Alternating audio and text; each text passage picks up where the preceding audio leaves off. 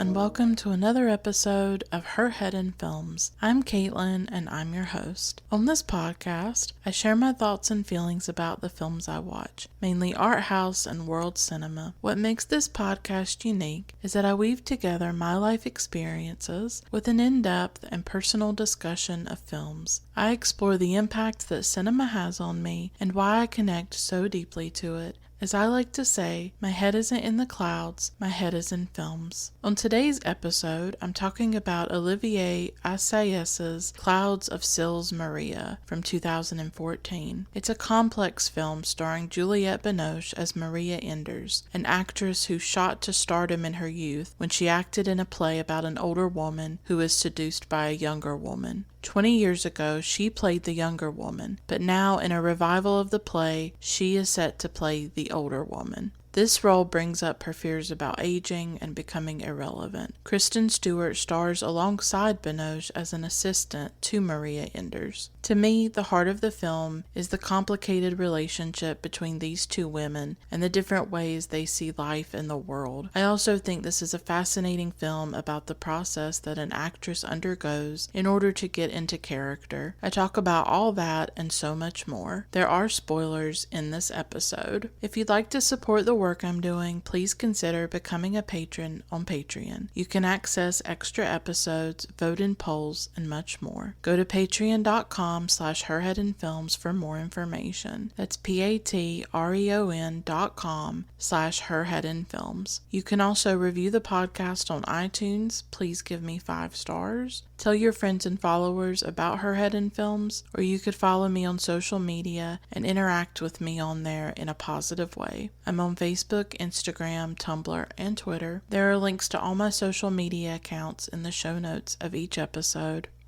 I'd like to tell you about one of my favorite streaming sites that I've been loving for a while. It's called Ovid, that's O-V-I-D, and it features some of my favorite art house and independent films. The site is a partnership between several art house distributors, including Icarus Films, Grasshopper Film, and Women Make Movies. There are a wide variety of films in Ovid's catalog, from French thrillers to documentaries about history and the arts. As sites like Netflix and Hulu become more corporate and homogenous, I think it's crucial to have independent sites that give us a greater diversity of cinema. The site includes several films by Tracy Moffat, including Bedevil, the first feature film to be directed by an Aboriginal Australian woman. There's Pedro Costa's dreamy and haunting Casa de Lava, and there's also The Seasons in Cansey, a thought-provoking documentary about the legendary art critic John Berger. Ovid has all these films and hundreds more. I really think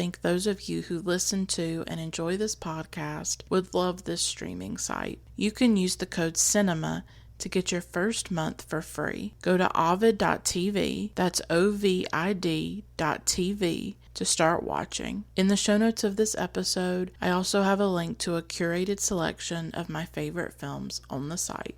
So I won't go on any longer. Here's my episode about Clouds of Sils Maria.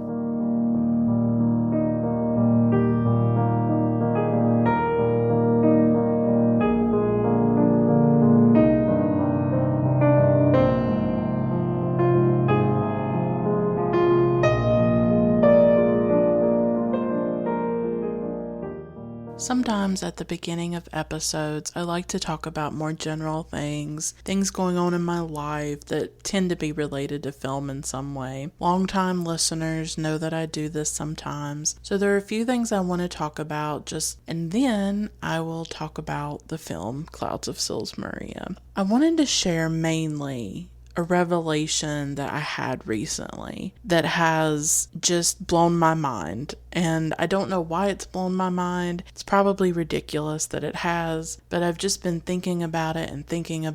So I did this Ask Me Anything through Instagram. If you're on Instagram, I am on there. Search for me at Her Head in Films. I try to keep my feed very classy.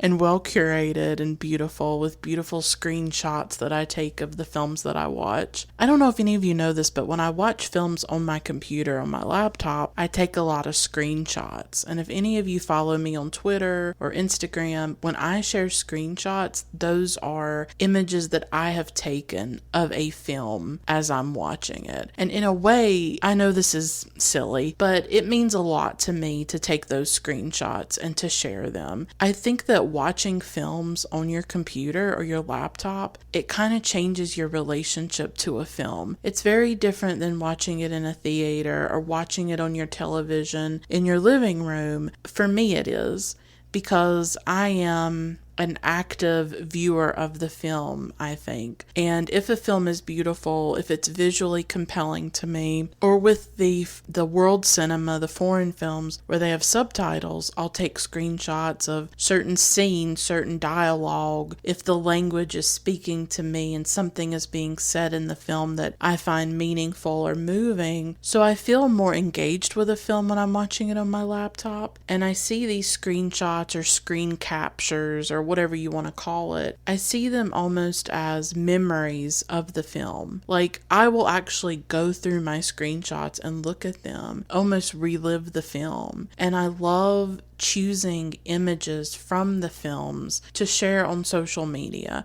I know it sounds really silly that matters to me, that I enjoy it, that I think a lot about it, that I put time into it. That's just how I am.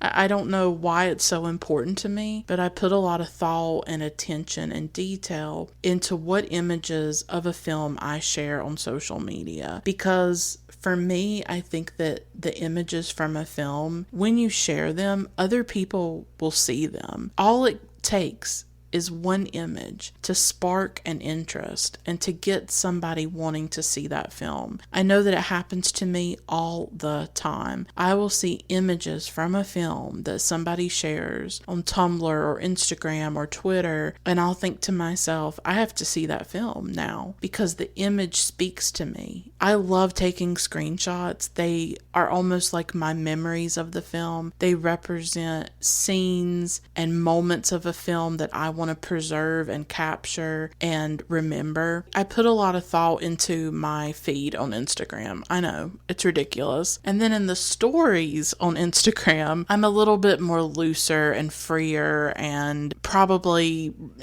boring as well. So I did in my stories on Instagram, I did a Ask Me Anything where I was like, ask me things. I don't know why I do these, because I feel like the least interesting person on the planet. Like, I don't even know what to answer sometimes when people ask me things. But a really lovely listener asked me about my degree when I was in college. Like, what did I major in? How do I feel about the experience, I guess, about college and things like that.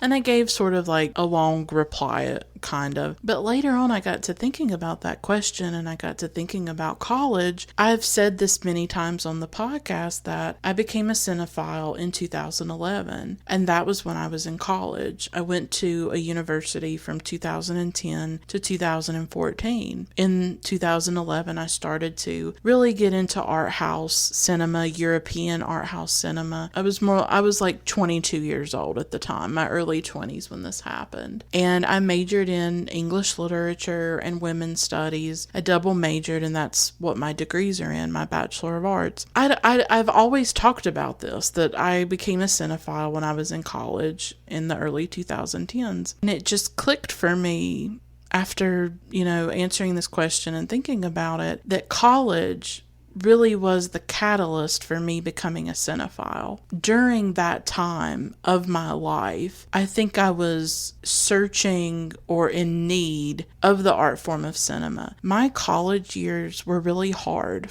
I will be honest with you. I know most people have these really great stories about how they find their best friends, they find the love of their life, they find their soulmates. Everybody seems to have the most positive stories about college, and that didn't happen for me. It really is the story of my life. The story of my life is loneliness, having trouble connecting with people. And sometimes I think to myself, am I lacking something? Am I missing something? Why is it so hard for me to connect to people? And I really don't know. And if I didn't have this podcast, and if I didn't have writing as ways to express myself and to share my inner world with people, I think I would struggle even more, because honestly, I say things on this podcast and I share things on it that I guess I wish I could tell another person. Like, I wish I could tell a group of friends or a best friend or something that doesn't exist for me. And I'm just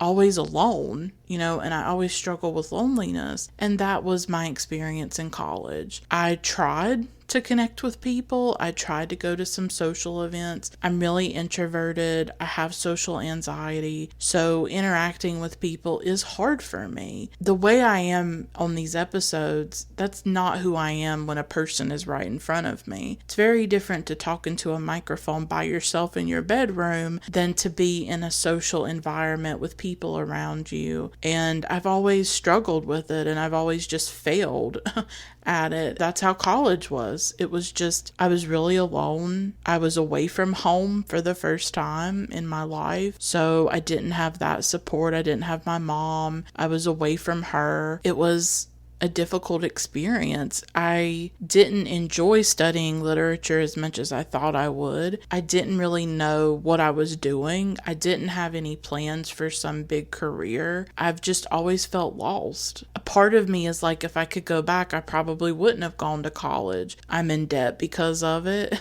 It didn't make much of a difference when it came to getting a job. And, I just live in the rural South. Maybe if I lived in a big city, having a 4-year college degree would matter. It doesn't really matter when you're living in the rural South.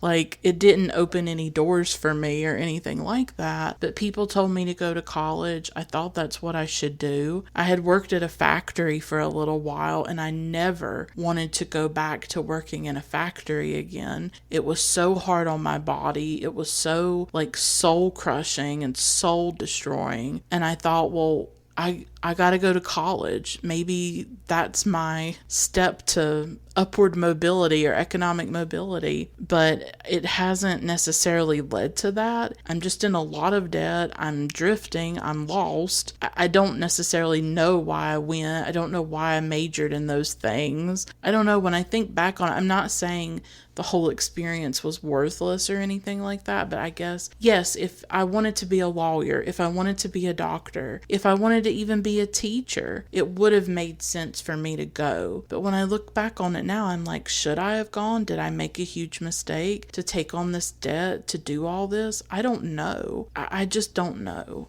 I was lonely. I struggled with anxiety. I was basically just in my room all the time. I would leave to go to classes, and then I would just go right back to my dorm room or my on-campus apartment that I was in, and I would just stay in my room. And I would listen to music and be on Tumblr too much and on social media. And I started to watch films. That is why I started to watch films, because I was alone.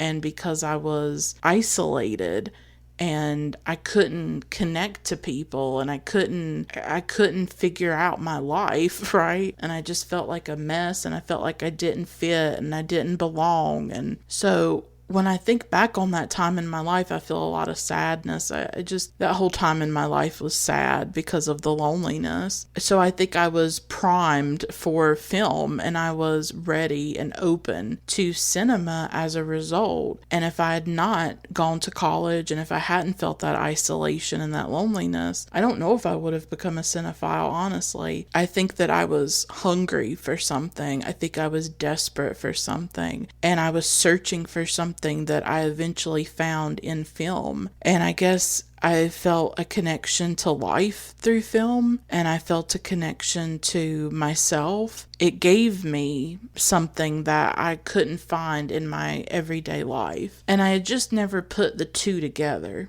Like, I knew, okay, I was in college and I started watching films. I never thought that deeply about it, and I never realized that college was the catalyst. College was the reason I became a cinephile. It is the reason that I was open to these films, that I needed them because they gave me pleasure. And they gave me a connection to people and to life that I couldn't find in my everyday life. And maybe in a way, film saved me. I mean, by the end, when I graduated college, I was just so done with it and tired of it. I think if I could go back, I would not have studied literature at all. It's just didn't connect. I didn't connect with the way that literature was talked about in an academic environment. It's hard because for me, art is personal and it's emotional.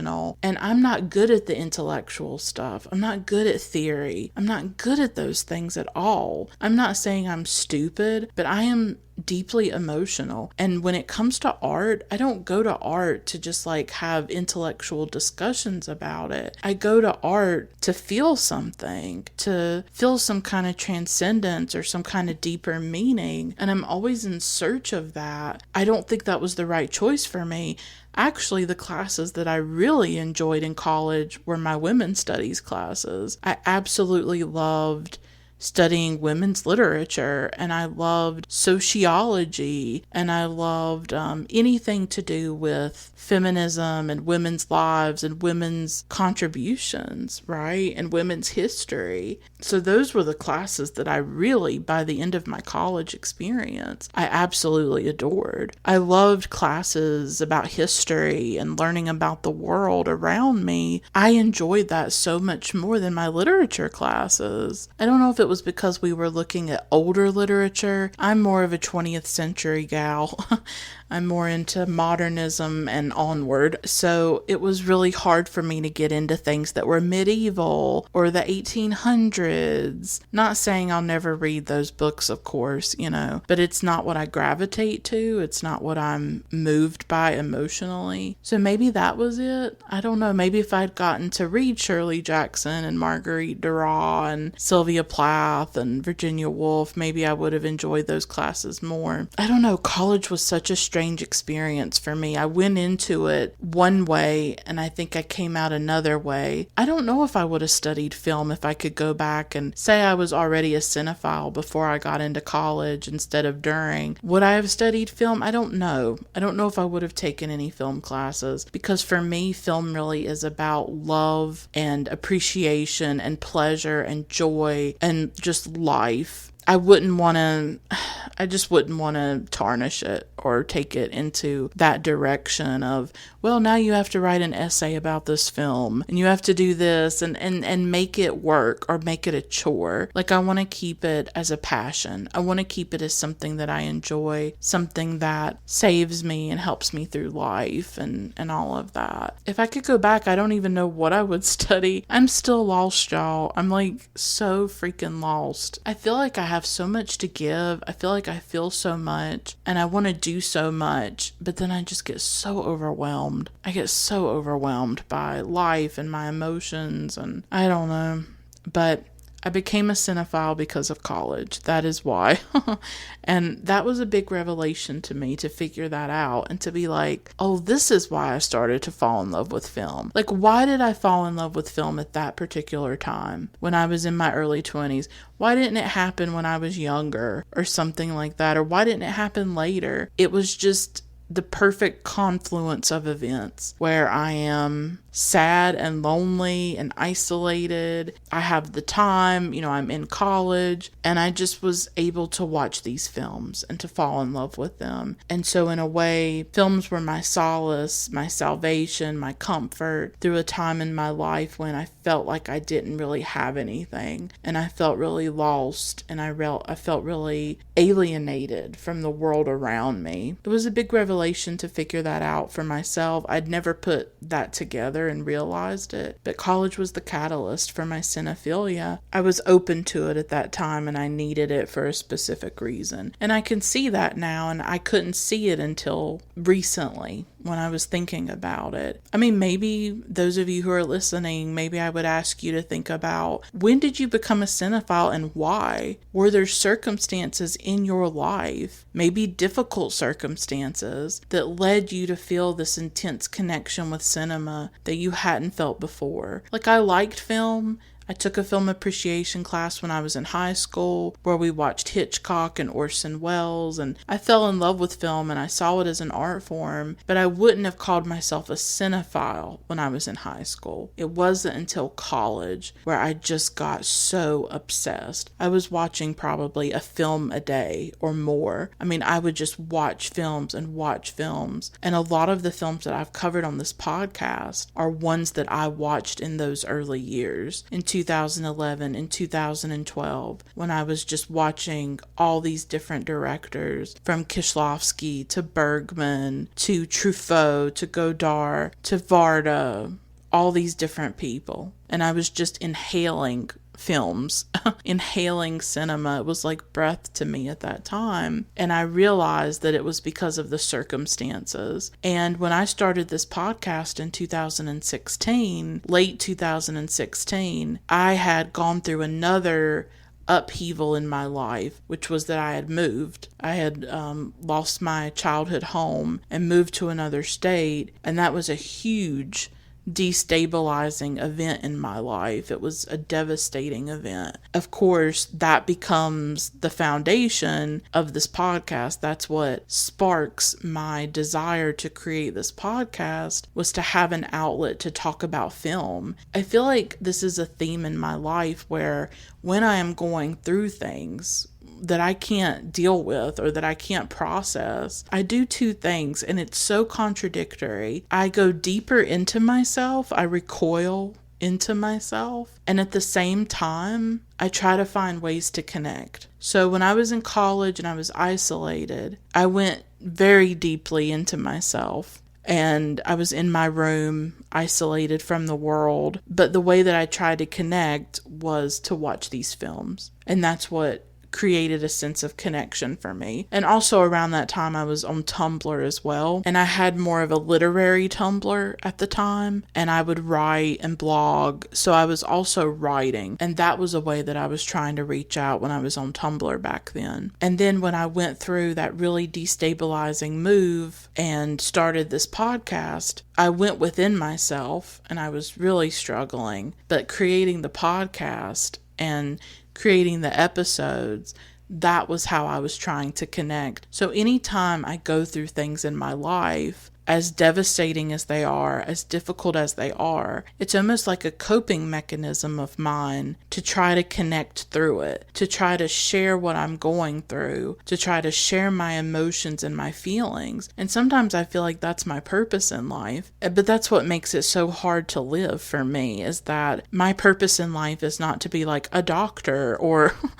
something where I can produce something and make money from it. Or here in this world, we are so defined by our career and the money we make and all of this stuff, and you have to be practical. And it's like, for me, my purpose in life, or I feel like it is to share my experiences, to share my voice, to share what I've been through, in the hopes that it reaches somebody else and that they can feel less alone. And I guess I do that through this podcast. I used to do it more through blogging and writing. I tend to just write in my diary now. I don't share my writing as much online anymore. But these episodes are like how I've been trying to connect to the world now. And so, maybe that's a good coping mechanism to have. I think it's what helps keep me alive, and I think it helps me keep going, is to find an outlet, to find a way to connect, to find a way to share, to find a way to take what I have suffered or what I'm going through and to do something with it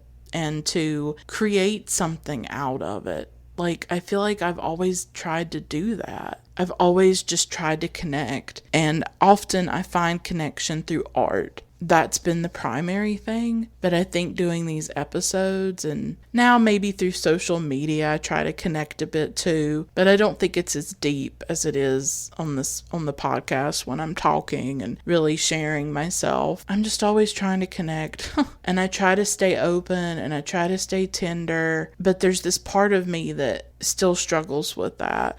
And I was thinking about Ingmar Bergman's film Summer Interlude. I was thinking about it recently. I'm just going to talk about this and then I'll wrap up. I was just thinking about this film. I have an episode about it. I have no idea what I said in that episode a few years ago. I think it was 2018 when it was the 100th anniversary of his birth. I love Summer Interlude. Just the more I think about it, I love it so much. And it's about this girl who goes through a very devastating loss when she's a teenager, and about how as a result, that loss leads her to really wall herself off from the world and from other people. She grows colder, she grows harder against the world. She's hardened by what she's been through. And I thought about recently how that's really what I have done for about half my life now. I'm 31 and I lost my dad when I was 16 years old, when I was a teenager. I lost my dad, and then I lost my grandmother, and then I lost my uncle within a 3-year period.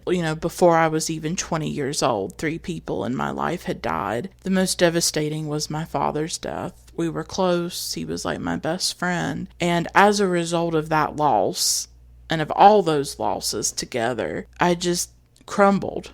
I just disintegrated, and it caused really bad anxiety and depression for me. So much that I've been through. I've also had health issues that I've struggled with for over a decade, so I have chronic illness that I add on to all that as well. I went through all that, and I was alone, and there was nobody there to help me. I mean, my mom was there, and we're very close, but my mom was suffering too. We were both suffering, and we did everything we could to be there for each other, but I didn't have friends. I didn't have family and a big support system. The people who should have cared and the people who should have been there were not. So I stopped being able to trust people, and I stopped being able to be open to the world. And I did wall myself off. I did put up these huge walls, and I retreated from the world. I turned away from it. That's what I did. And I blocked everything out, and I blocked people out, and I stopped trying to love. I stopped trying to connect. I stopped trying to be open to anything. I just said, you know what? I don't want that anymore. I don't want people because they hurt me and they can't be there for me. And so I don't want them. I don't want any of that. I'm just going to be alone and accept it. And I'm going to put all these walls up and I'm going to retreat. And now I'm 31 years old and I don't have a lot to show for it. I don't have lots of friends and family and people who love me. And I just think, what have I done? What have I done? And why didn't I try harder? Why didn't I stay open? Why didn't I try harder, to connect with people? Even though I feel like I've done everything that I can do, like I don't know what more I could have done, but maybe there's something, right? And I just realized that I have turned away from the world and I shut the world out. It has made me angry and it has made me bitter. And I have felt myself getting harder and more calcified, I guess you could say. And I never wanted to be like that. I've never, ever wanted to be like that. And so I feel like the girl in Summer Interlude, where I've put up these walls and I've hurt myself in the process because I've shut out. When you put up those walls, you shut out the bad, but you shut out the good too. And I've shut all of that out. And I guess I'm in the process right now of trying to deconstruct those walls and take them down and try to heal myself or repair myself and open myself back up to people. I don't do it often. I'm very selective about who I let in, who I open up to. I'm an open book and I'm very honest and vulnerable on these episodes, but I'm also very selective about who I trust and who I open up to. I don't know, thinking about that film, I was like, I really have retreated. and recoiled, and how long can I keep doing that? How long can I sustain that? And then you add on the pandemic and thinking about it and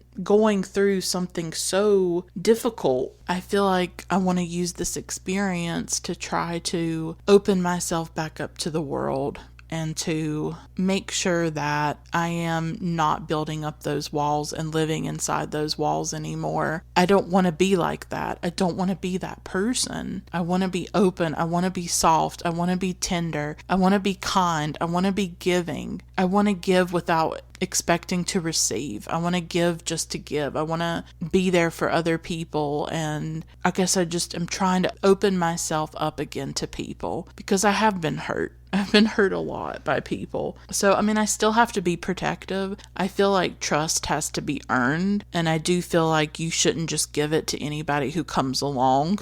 And people have to earn that. You can't let everybody in. You can't open your heart to everybody. But I just want to live in a way where I am more open and where I'm trying more to make those connections with people. Whereas I feel like for a while now I've blocked that out and I haven't been open to it, or I haven't been able to. But so I think this is just an example of how a film can help you see yourself in a different way and see maybe something you're doing wrong, something destructive that you're doing, and to maybe try to change that behavior and to do better and to try to not make those mistakes. Like the girl in Summer Interlude, that's what she did. She walled herself off from the world, and it made her angry and it made her bitter and resentful. I have felt that happening to me. I have felt that coldness seeping into me, and I don't like it, and I don't want to be that person, and I don't want to let the world do that to me. I don't want to. So I was just thinking about that and how I'm going through a period in my life where I want to open myself back up to life. And I want to live again, because I feel like for over a decade now, since my dad died, I've not been living. I've been surviving. I've been getting through. I've been just crawling, drowning.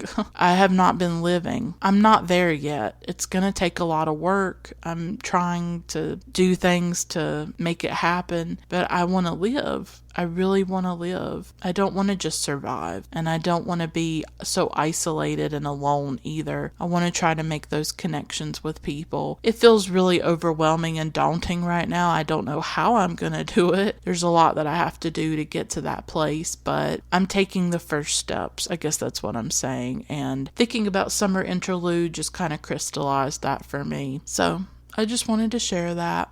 I know it doesn't have anything to do with Clouds of Sils Maria, but it's some film-related things that I have been thinking about lately. And I thought maybe that me sharing some of what I'm going through or what I'm feeling, maybe it could help you in some way or make you think of something in a different way or something like that. Who knows? So I just wanted to share some of that. And now I will talk about Clouds of Sils Maria.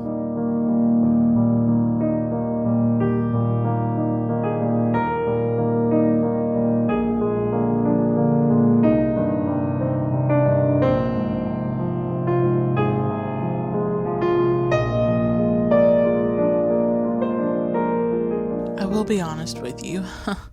While preparing to do this episode, I've not been in the greatest place, physically or emotionally, psychologically. It took me a really long time to watch the film. It's just been hard to make my brain function properly and to make it do what I want it to do. So in a way, I don't know if this is going to be my best episode ever, if it's going to be as insightful as I want it to be, but it just has to be what it is. And I wanted to talk about this film. I really loved it when I first saw it 6 years ago when it first came out. And I think it's a fascinating portrait of an actress, of what it means to be an actress, the process that a woman has to go through to really create a character on a stage or on the screen. And it's also about these tangled relationships between women as well. I think if you love Clouds of Sils Maria, you should definitely check out a film called Opening Night by John Cassavetes. It's from 1977. I have an episode about it. And every month, right now, as I do the podcast, every month I choose two films, and they have some theme in common. They have some kind of connection. I chose to pair together Opening Night with Clouds of Sils Maria.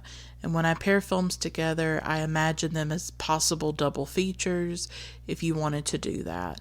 So if you like Opening Night, you should watch Clouds of Sils Maria. If you like Clouds of Sils Maria, you should watch Opening Night. I don't know if Opening Night was an inspiration for Assayas, but there are some similarities there, right? So he was more inspired by The Bitter Tears of Petra von Kant by Fassbinder, and also by Persona, which is by Ingmar Bergman. But I definitely see some parallels between Opening Night and this film, and you may hear me bring that up throughout the episode. I am not going to say Olivier Assayas' last name a lot in this episode. I feel so nervous even saying it right now. I will just refer to him as Olivier because that's a lot easier for me. So this episode may not be everything I dreamed of and what I wanted it to be, because my body and my mind just have limits, and I'm going through a lot right now in my life. My mom's health is not great, and I'm taking care of her on top of working, on top of taking care of the house, and I just have a lot on me.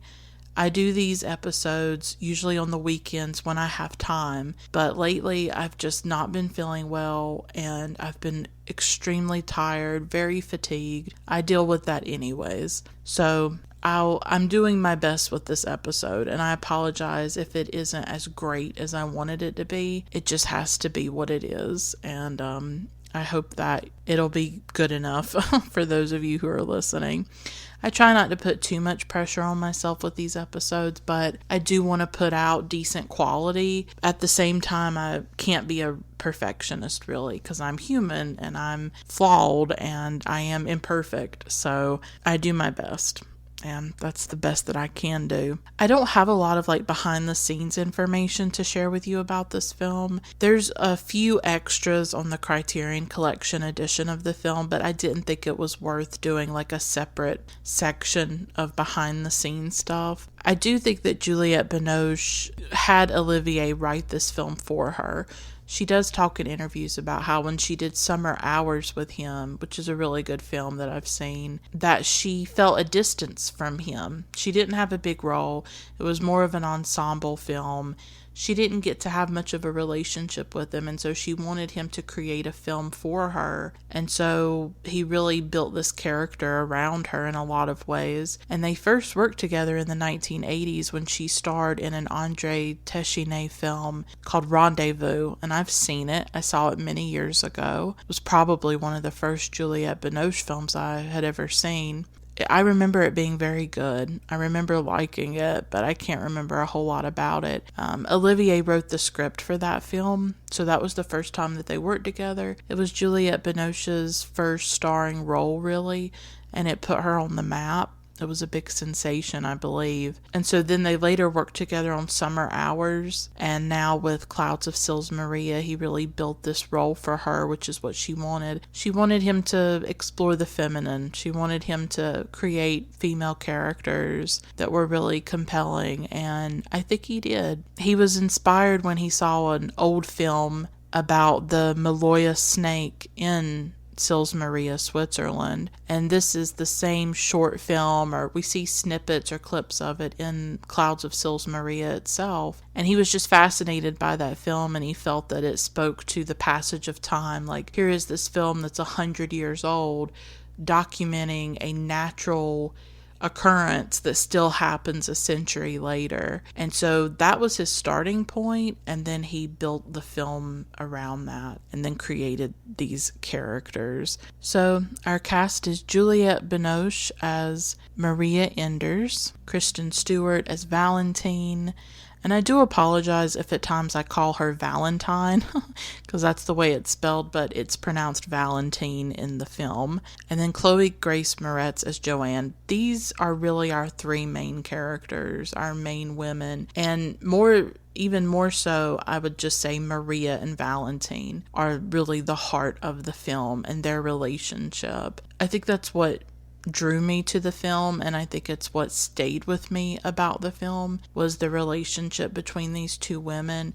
And Joanne has a little bit of a part. She's certainly there and she plays her role, but obviously Juliette Binoche and Kristen Stewart anchor this film, and the relationship that they have is fascinating and complicated and messy. And watching this for a second time, that's what draws me in always, is that relationship. And it has so many layers to it, because I think there's genuine affection there, but then it's also like a transactional relationship, because Valentine is Maria's personal assistant. I mean, she's literally being paid to do this work and to be there for Maria in a way. So there's something transactional there, but then there's also something affectionate and real and natural. As I go through this episode, I'm going to talk about Maria and her relationships with other people. This is kind of how I structured my episode on opening night, because the heart of opening night is one woman, and she's doing a play, and the play is about a woman who's aging, and she's having trouble getting into the character. She's having trouble connecting to the character. And I sort of structured my episode around her relationships to different people in the play or in the film. And I wanted to do the same with Clouds of Sils Maria, because Maria Enders is the heart of the film. She is the main focus. And Valentine is important too, but it's really about Maria and how her relationships with people affect her and shape her life and all of that. The big relationship at the beginning is the one she has with Wilhelm Melchior, who was the director or the man who discovered her and who she owes her career to. The opening scene is like one of the best, and it's interesting when you see a film years pass, like what stays with you, what scenes stay with you. And for me, with Clouds of Sils Maria, the train scene stays with me. The final scene definitely stays with me, and the nature part of it stayed with me, of the clouds and the mountains and Maria out hiking, and those were aspects of the film that really stuck with me. For some reason, I just always remembered the train scene, especially when she's told that Wilhelm is dead, and how stunning that is and shocking it is to her. This train scene is really important in the film. There's like a chaos about it almost, because so much is happening. The train's moving, and they're taking phone calls and this and that. There's like so much happening. We find out that Maria's going through a divorce, right? We see that she's tired of acting in blockbusters and using a green screen. And she even talks about Google and how it's gotten too powerful. So we get like little snippets of info in this scene. And we see that she's set to accept this award for a reclusive director named Wilhelm Melchior, who discovered her and put her in his play Maloya Snake when she was only 18 years old. This is the play that started her career. She also ended up starring in the film version. This play is central to the film Maloya Snake. This play is based on the Bitter Tears of Petra von Kant, like an older woman's relationship with her younger assistant. That's the play that Maria Enders did when she was younger. And when she was younger, 20 years ago, she played the role of the young woman. And then once she decides to do the play now, because it's being brought back to the stage by another director, now she's going to play the older character, and how that mentally and psychologically affects her. This is like opening night. It has a play within a film. We don't see much of the play on the stage, but we do hear lines from it through a lot of scenes of them rehearsing this play. And that's something that happens in opening night too, where we get dialogue, we get scenes and things like that, even though we don't get the full play. So this is very psychologically unsettling for Maria to play the older woman in that production, rather than the younger girl. And that's what she struggles with throughout the film, is her aging, her getting older, her playing a more, maybe in her eyes, pathetic or sadistic character instead of the young ingenue. In this film, Juliette Binoche was around 50 years old when she was doing this film, and Kristen Stewart, who plays Valentine, was about in her early 20s, and then Chloe Grace Moretz was in her late teens. So Juliette Binoche is like double the age of both of these young women. So that's an interesting dynamic as well. I love this scene that's set on the train, and like I said, it stayed with me. Trains are like very confining and even claustrophobic. There's not a lot of personal space, so you see these characters really sort of together in a tight space. Valentine has to tell Maria that Wilhelm has died, and she just writes it on a piece of paper and holds it up while Maria's on the phone with her ex-husband's lawyer. Maria is absolutely stunned by this, but what can she do? This is the man that put her on the map. This is the man who is the reason she has a career at all. So her relationship with him is very important.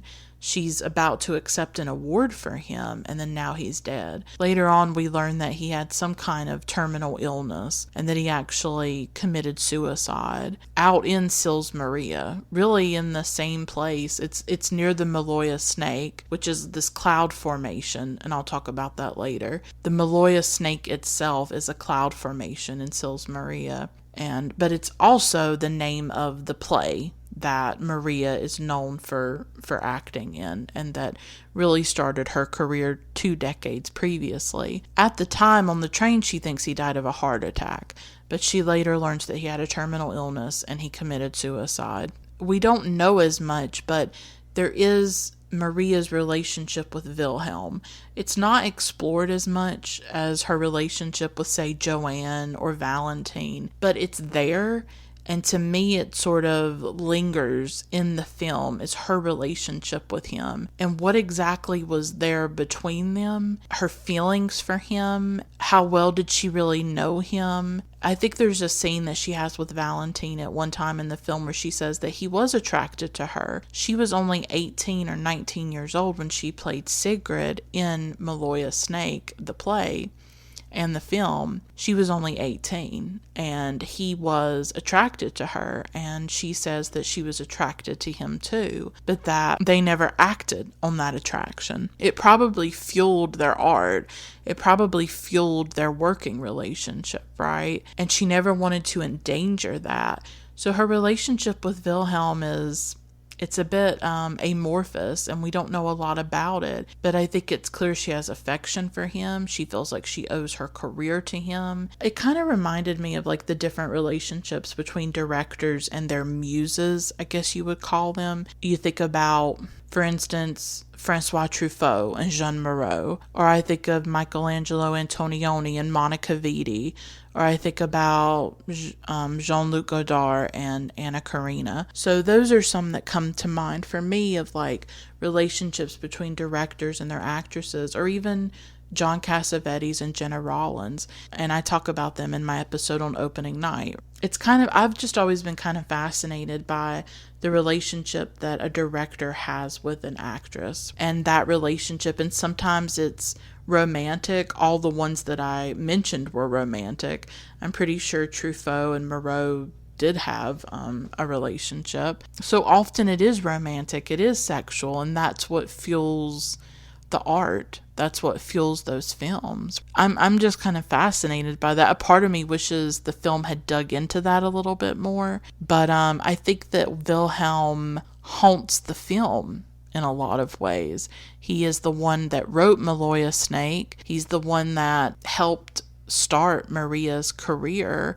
So he just sort of lingers, I think, throughout the film. As I said, the most compelling relationship in this film is between Maria and Valentine. It is one of affection.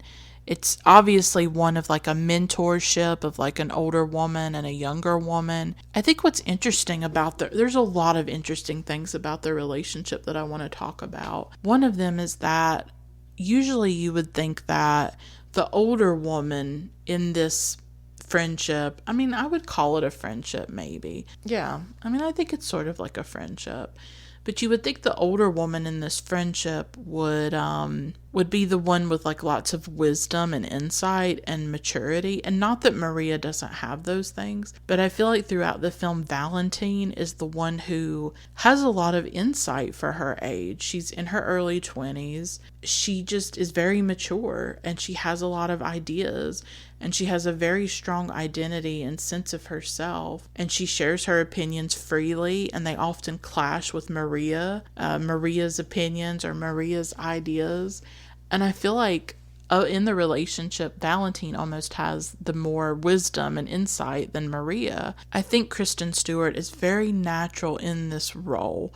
And I remember seeing her in this film and for the first time thinking, wow, she can really act. Like, I saw her as an actress for the first time in this film. Now, she had been in some dramatic roles. She was like in Into the Wild, and she was in The Runaways where she played Joan Jett. So she had been in a few films post Twilight, because she was mainly known for the Twilight films. There was 5 of them in a very short period of time. She became very famous. She struggled with that fame, with her public image, right? She didn't do anything as crazy as Joanne Ellis does in this film, played by Chloe Grace Moretz, but Kristen Stewart certainly had to deal with tabloids and paparazzi and all kinds of stuff like that. And I don't think she was taken that seriously as an actress, even though I've seen her in roles since she was a child, whether it was Panic Room or Speak or, like I said, Into the Wild. So she had some serious roles. But for me, this was really the first film where I was like, she's amazing. I was really impressed with her, and I have no criticisms of her at all in this film. I think she fits the role perfectly. She's so natural in it. I mean, sometimes I felt like I was just watching Juliette Binoche and Kristen Stewart hang out and talk, right? Like, I almost felt like they weren't actresses. But of course they were. So this is really one of those films where she got a substantial role. She got substantial mature material to show that she's a good actress. I think she's going to have an interesting career. She really impressed me in this. Even though Valentine is the young one in this relationship, she's the nurturer. She's the one who takes care of Maria, like I said, and that's because she's a personal assistant. So she has to do everything for Maria in a lot of ways. And Maria is very dependent on her as a result. Valentine does everything for Maria. She even pumps her gas, drives her around, makes her appointments. Their lives are very enmeshed. It doesn't even feel like that Valentine has her own life. She's always living in service of Maria and facilitating Maria's life, making Maria's life easy and making sure everything's done for her. And then it doesn't seem like Valentine has a ton of time to herself. There is a theater director named Klaus, and he wants to stage a revival of the Maloya Snake play that Wilhelm Melchior did 20 years previously. And he is the one that goes to Maria about doing the play. And instead of playing Sigrid in the film, the young 18-year-old, he wants her to be Helena. And Helena is the older woman. She's a boss at a company, and Sigrid is her assistant. And she becomes obsessed with Sigrid, deeply falls in love with Sigrid, and her sexual romantic obsession eventually leads her to commit suicide, or so we're supposed to assume. In reality, she goes for a hike and she never comes back. So it's not clear if she committed suicide, but that's the way Maria, I think, interprets it, that she ends up killing herself. And Valentine encourages Maria to do the play. She says that Klaus is one of the best directors or play directors of his generation, and that he is just amazing. Klaus meets with Maria. He wants her to play Helena, but Maria is so wrapped up in her memories of playing Sigrid. She can't imagine playing Helena. It's inconceivable to her. She sees Sigrid as free,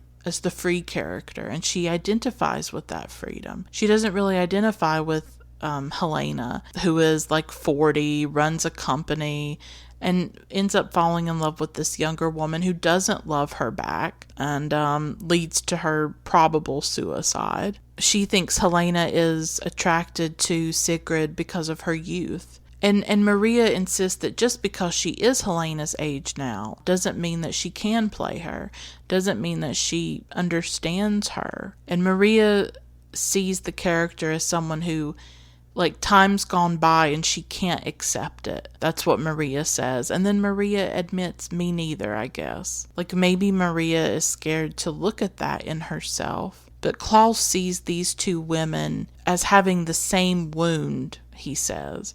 He thinks that Sigrid and Helena are the same person, and that that's what the play is about. That they're about a woman at different stages of her life. The young stage at 18, and then the older stage when she's in her 40s. And he feels that Maria is the only one who can play Helena, because she played Sigrid. So she's the only one who can be both characters who are the same person. We know that Wilhelm was working on a sequel to Maloya Snake, and it was supposed to be about Sigrid 20 years later, and Maria would rather play that role. Like, she can't let go of Sigrid. She always wants to be her. I don't even know if it's always about age, because she's willing to play Sigrid 20 years older, but she doesn't want to play Helena. She sees Helena as cruel and desperate, and later on she says defeated and sad. And I guess in Sigrid she sees somebody as more powerful, more liberated, more dominant. And that's what I think Maria doesn't want to lose. And Juliette Binoche said this in an interview where she said that Maria is scared to lose her power. So I think with aging, and I talk more about aging in my episode on opening night as well, if you are interested in that topic. Like, with aging, it's not just about like losing your youth or losing your beauty. I thought it was interesting when Juliette Binoche used the word power, that as you get older, you lose power. And we see how that happens to Maria in this film. So it's not just about, you get wrinkles and you get gray hair and maybe you feel invisible or people don't see you the same way.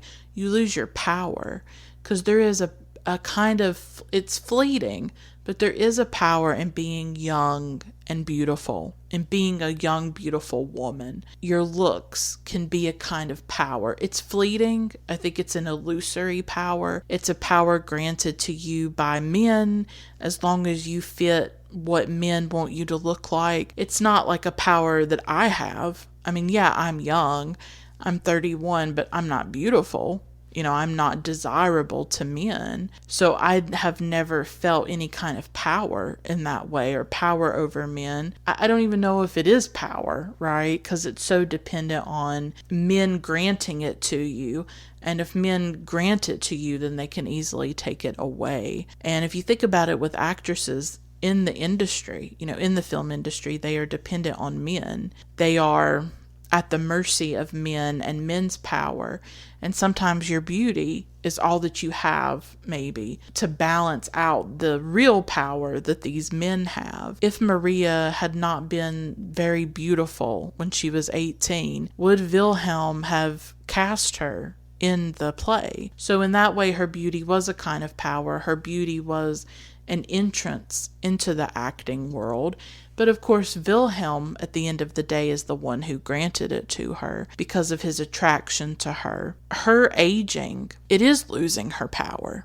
It is a fear of losing power and of losing also relevance. I think that Maria worries about not being relevant anymore, and that somebody like Joanne doesn't see her as mattering or being important. And I think that can be painful too, when you just don't feel relevant, when people don't talk about you and they don't care about you and they don't think that you matter. And that can be painful as well. And when Maria was talking about this, how she wanted to play Sigrid 20 years later, she couldn't let go of Sigrid, right? But Klaus tells her, Sigrid and Helena were always the same person anyways. So Sigrid would have just become Helena. And I do think that younger women can look at older women, and I think there can be a fear there of becoming them, a fear of growing older. Like 20 years go by, and, when you're 20, you don't think about it because you're 20 and you're young and you have your whole life ahead of you.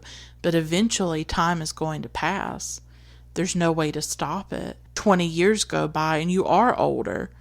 And those young women who feared becoming older women, now 20 years have gone by and you are the older woman. Like, that's what happens. Like, Juliette Binoche, when she was in Rendezvous, she was 18, 19, 20 years old. And now she's 50 years old in Clouds of Sils Maria. Time has passed for Juliette Binoche. She used to be that young ingenue, and now she is the older, venerated, highly respected actress that Maria Enders is. When you're young, you think you'll be young forever, and then all of a sudden 10, 15, 20 years go by.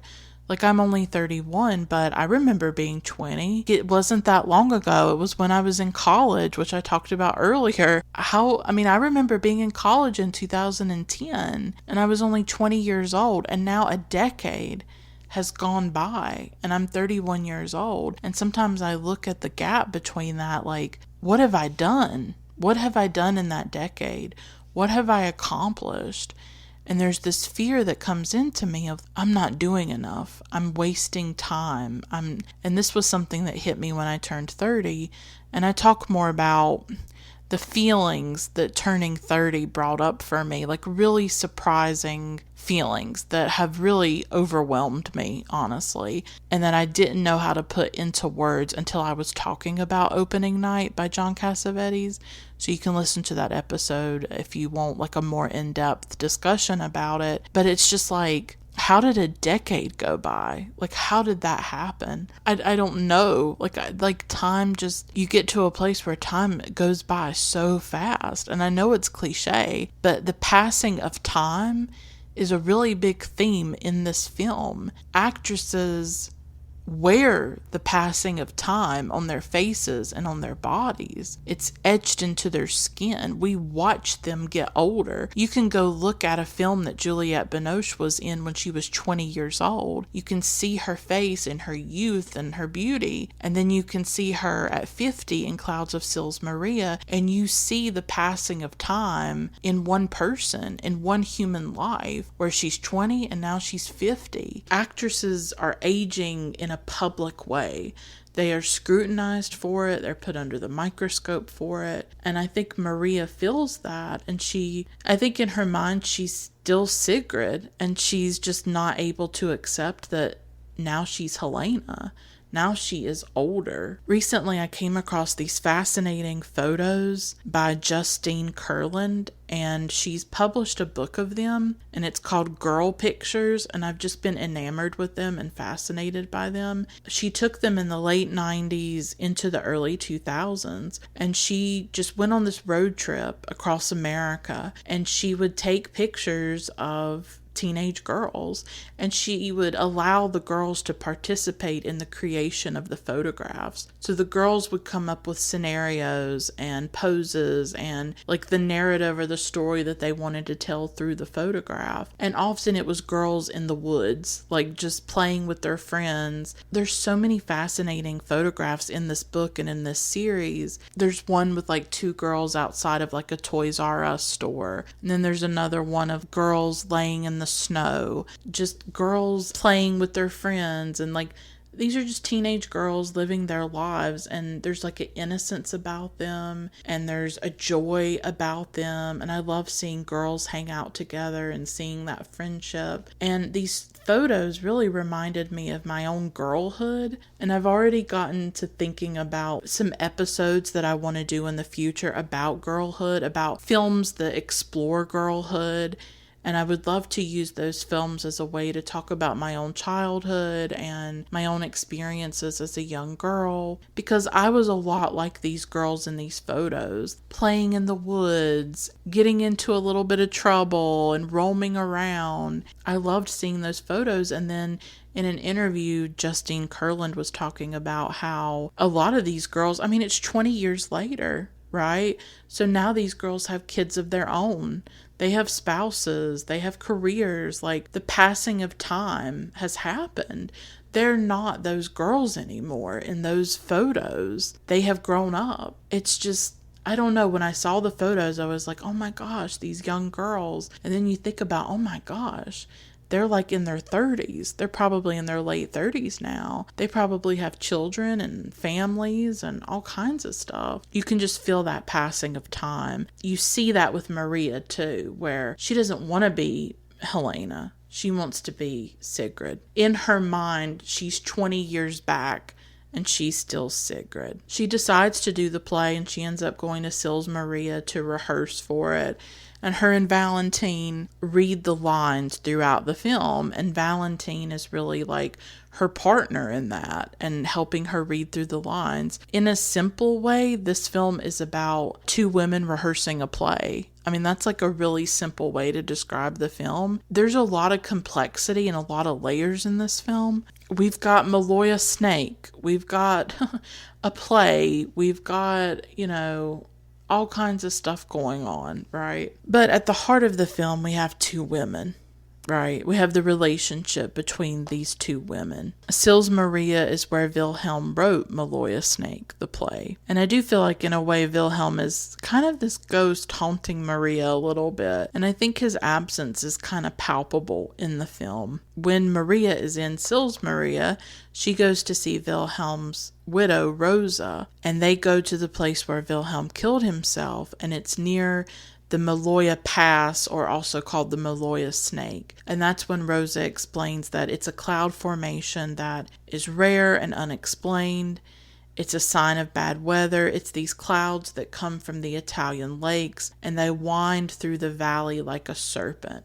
So it's really just this cloud formation. That's the Maloya Snake. And that's also when we see the old film, the vintage film that's like a century old of the Maloya Snake cloud formations. And this is the film that Olivier was inspired by. It is something that I love about the film is it's not afraid to add in images of the landscape and nature and clouds. And like, I was on Twitter recently and I just kind of tweeted randomly about how if I made films, I would just want to film the clouds and the trees and the wind and the rain. And I would almost make like these silent films or something. Or if I did add anything or any words, it would just be like excerpts from my diaries. That would be the only language or audio included in these films. I love films that include nature. And I mean, really, the Tree of Life has already been made. So there's nothing I can make that would ever compare to Terrence Malick's The Tree of Life, right? And that's pretty much what The Tree of Life is. It's just filming rain and butterflies and clouds and trees. So my film that I would make has already been made. So I enjoyed seeing the clouds and the mountains and all of this stuff in the film. And Olivier in an interview said that those are the things that are permanent. Those are the things that have this history. They're not really subject to the passing of time the way we as human beings are.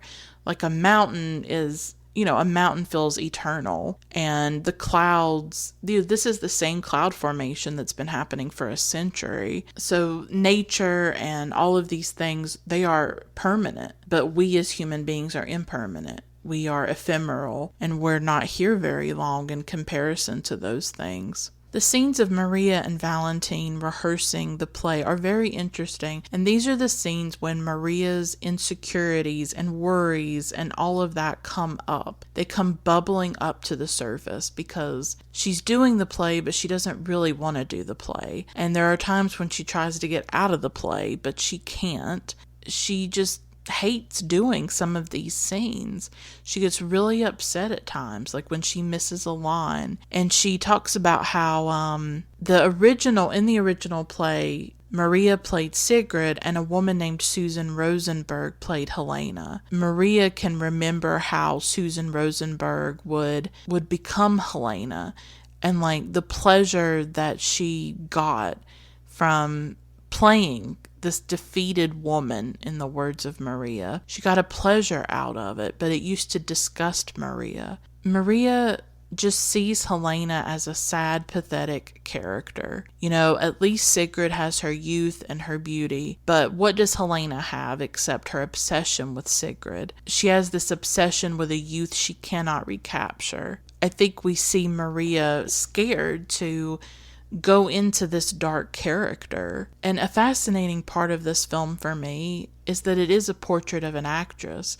It is a portrait of an artist. What it brought home to me was the toll that acting can take and the struggle that it can be to become another person. Although I think Kristen Stewart said in an interview, like, you're never really becoming someone else. It's always you. The actor or the actress is always still there and still present. It's always them, because it's impossible to be anybody else. But I do think it's interesting to see the process of acting, because we don't often get to see that. We go see a film and we see the actress. We don't always see how she creates this character, how she takes the character home with her, how she lives with the character. She goes over these lines over and over and over again for hours. Like, you don't just turn that off. There's really no escaping it when you're doing a film or you're doing a play. And that can take a toll on you. That can affect you emotionally and psychologically the way that it does Maria. And something similar happens to the character in Opening Night that Jenna Rollins plays. She plays this character named Myrtle Gordon,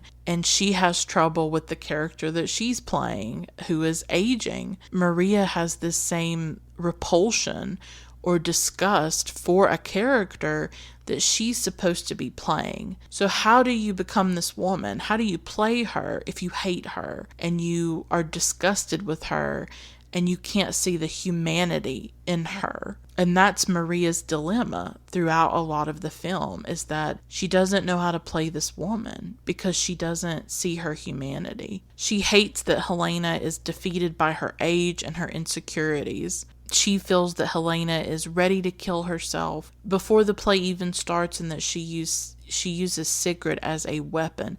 So she also sees Helena as a self-destructive character. When Maria was young, she only understood Sigrid. She only could understand Sigrid because she was 18 years old. But now she has to understand Helena, and she couldn't have done that at 18. There's no way that she could have done that. She can only do that with time and age, life experience, and the knowledge that comes with getting older. And I think it's fascinating, these rehearsal scenes. It's like, as Valentine and Maria are rehearsing these different scenes, sometimes it's like they're not the characters, or it's like they're saying things to each other as themselves. Like, these lines could double as their own conversation. Like, there are just different scenes like that. And they do mirror the relationship a little bit between Helena and Sigrid, because that is a personal assistant relationship. Obviously, it's never sexual with Valentine and Maria, but it has a lot of the other elements to it. So there are times like when they're looking at each other or they're saying these lines, and you could absolutely believe that they're not like reading from a script. It seems real, it seems natural, and at times there's this blurring between fiction and reality, or there's this like sense of life imitating art. You can see that like as they rehearse, there's this jealousy a little bit that develops between Maria towards Valentine, and there's certainly a dependency between the two of them, the way there is with Helena and Sigrid. So there's this blurring, this fracturing, this dissolving of the line between fiction and reality that's also really fascinating in the film. The thing about Valentine is that she's able to see Helena's humanity, and Maria isn't. She just can't see it because Maria's scared of her. She is scared of this role, and she's in a place in her life where she's going through a divorce. She's going through a lot of things. She even tells Klaus at one time that she feels alone and vulnerable, too vulnerable to do this. So for Maria, her life is falling apart, And the way Juliette Binoche described it is like, this is a woman who's lost everything. And that's also why she decided to cut her hair so radically and like chop it off, is because she felt like Maria had lost everything. So she might as well lose her hair too. I mean, now that I think about it with Maria, she's really a woman who's being stripped back, or like she's having so much that she depends on stripped away from her. And even at the end when Valentine leaves, that's another thing that she loses. So she's lost Wilhelm, she's losing her husband through divorce, and then she loses her personal assistant who disappears. She's losing her sense of self too. She's losing her ability to act because she feels overwhelmed by this character. She feels scared of this character. So she's deeply vulnerable and deeply alone. She's scared of this woman. She's scared of this part. She's not ready for it, but she plays it anyways, but she's not ready for it at all. And it doesn't help either that the original actress who played Helena, Susan Rosenberg, died about a year after I think the film was done. So Maria's also a bit superstitious, and I think she associates Susan's death with Helena's suicide. I mean, throughout the film, like, Valentine sometimes has a hard time seeing Maria's perspective, like why Maria is scared of aging, why she's scared of playing Helena. What does it mean to be on the other side of 20 years? To be closer to the middle of your life than the beginning. At one point later on, Valentine talks about perspective, right? And I'll talk more about that scene in a minute probably. It's easy to say certain things when you're 22 or 23. It's a lot different when you're 50 or when you're in your 40s. Life is different. Your experiences are different. Why doesn't Maria have the right to be upset or to be fearful or to worry about aging or to worry about being older or playing a sadistic older woman that she doesn't really want to inhabit because of the darkness of that character, or what it will make her feel about herself, or what parts of Helena could be in Maria and Maria doesn't want to face those parts of herself, the parts that are needy, the parts that are obsessive and messy. And that's kind of the interesting thing I think about Joanne, is that Joanne is just so visibly a mess and so visibly a train wreck, and she kind of gets to be. We allow teenagers and 20-somethings to fall apart and to be emotional and to lose it a little bit. You think of the Lindsay Lohans and like the Britney Spears when she went through her breakdown, and younger women are allowed to be messy. They're allowed to be train wrecks. But when you get older, when you start getting into your 30s and 40s, there's not as much tolerance for that. There's not as much tolerance for you being obsessive or furious or falling apart or crumbling. Like, as you get older, you have to keep it together. You've got to be strong. Joanne gets to fall apart. She gets to be crazy. She gets to, have her tantrums and her fits and her spectacles out in public. But Maria, I think Maria is one of those people where it's like, on the outside, she seems like she's got it together and she's this dignified older actress, but then inside, she's falling apart. And we see that in some of the rehearsal scenes where she just loses it. She's crying, she's mad, she's angry. She is vulnerable. And in some ways, she's breaking down at times. And women, as they get older, don't have as much space to be emotional. I mean, are we ever allowed to really be emotional? I don't know. I think we're always accused of being hysterical or dramatic or over the top. And even the young women who are messy train wrecks, they get punished for it. They get their faces splattered on all the tabloids. They get made fun of by people. Think of the way Amy Winehouse was treated when she was alive, and the way she was turned into a joke, and because of her addictions and her struggles. And it's really tragic when you look back on it, the way she was treated by the media. Do we really let women fall apart? Do we really let them be messy and emotional without there being a punishment? Not really. And so I would argue that maybe Maria, just as Joanne is having like her breakdown, in a way Maria's having like a midlife crisis breakdown type thing. We don't get to see that quite as often. We do see that in opening night. I do feel like Myrtle in that film, played by Jenna Rollins, she's having like a midlife crisis. And also we tend to associate midlife crisis with like men instead of women. And so that's something else that I like about Clouds of Sils Maria, is we get to see a woman struggling with insecurity, struggling with the passing of time, getting a little panicky about getting older and what that means and her mortality, wanting to stay relevant and vital and all of those things. I like that scene where Maria and Valentine go swimming, and I love how Juliette Binoche just gets naked, and she did that on purpose. She wanted Maria to be liberated in that way. And they said that Olivier just told them to do what they would naturally do. So Kristen left on her bra and panties. It was interesting to me because you would kind of assume that the younger one would get naked and you know, that the older woman would like leave her clothes on or be more modest. But I really loved how Maria was the one to just strip it off, and she has like this liberation and this freedom about her, while Valentine is more covered up and she doesn't feel comfortable taking her bra and panties off. And that's also the scene where Valentine says that Maria is jealous of, quote, my time, my thoughts, maybe my affection, unquote. She feels like Maria is needy, that Maria wants more of her. So we can start to feel some of like the tangled complexity of that relationship. I think Maria is fascinated by Valentine because Valentine gets to go and do the stuff that Maria can't do anymore. You know, Valentine can go off to parties and she can hook up with guys. She can take the car,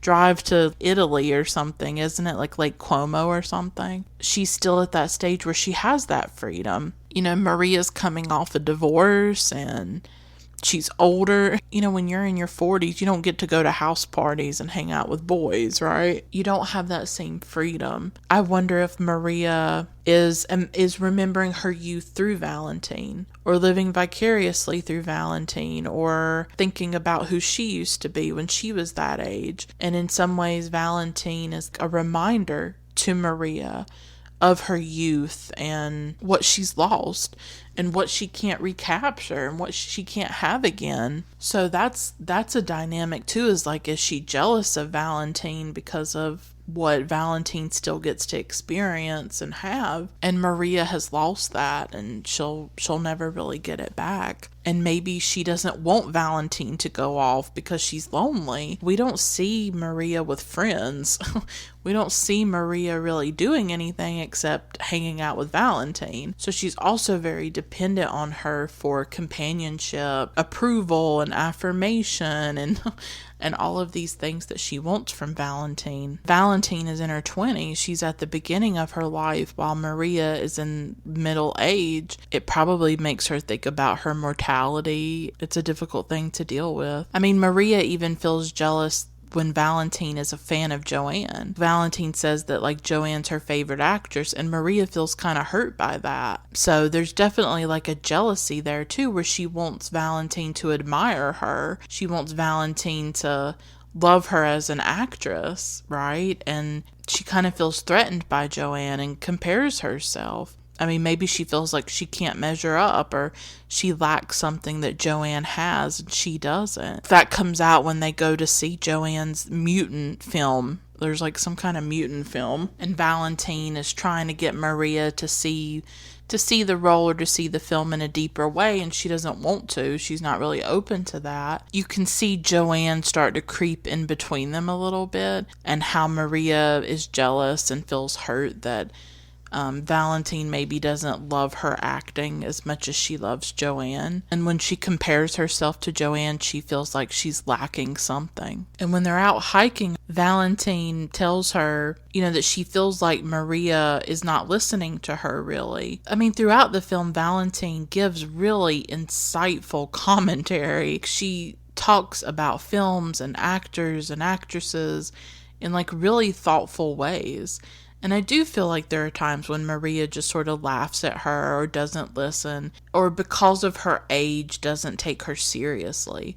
There can be this tendency on the part of older people that when they're engaging with younger people to be dismissive of them, or to laugh at them, or to act like because you're young, you don't have any problems or you don't have any issues. Yeah, I'm 31 years old, but by the time I was 20, I had been through things that most people don't even go through until they're maybe in their 40s. You know, a lot of people don't start to lose parents until they're like in their 40s maybe. And I lost a parent at a very young age in my teens, and that's not a common occurrence. That's still a pretty rare experience. So while I was 20 years old, yeah, I was 20, but emotionally I was devastated and I was in pain and I was suffering. So I didn't get to have some kind of carefree youth. So yeah, I was young, but did I feel young? Did I get to have the experiences of youth and enjoy them? Not necessarily. There can be this tendency on people who are old, like in their 50s or their 60s. And I'm not saying all of them are like that, but I have encountered some people like this who act like because you're a certain age, because you were in your 20s or your 30s, that you don't suffer or you don't struggle, or like it's just really a strange thing to me. When I'm engaging with people who are younger than me, and sometimes I don't have like a lot of really young fans, I don't think. But when I am engaging with listeners who are maybe like a decade younger than me, I just try to be compassionate. They may say awkward things, or they may have views that are different from mine. You know how young people are. You think about when you were 20 or something like that, and you just have to let people learn things in their own time. Like when somebody's 20, they're not going to have the knowledge and wisdom of like a 40-year-old. You have to let people live and learn and make mistakes and grow from them. But you can do that without being dismissive.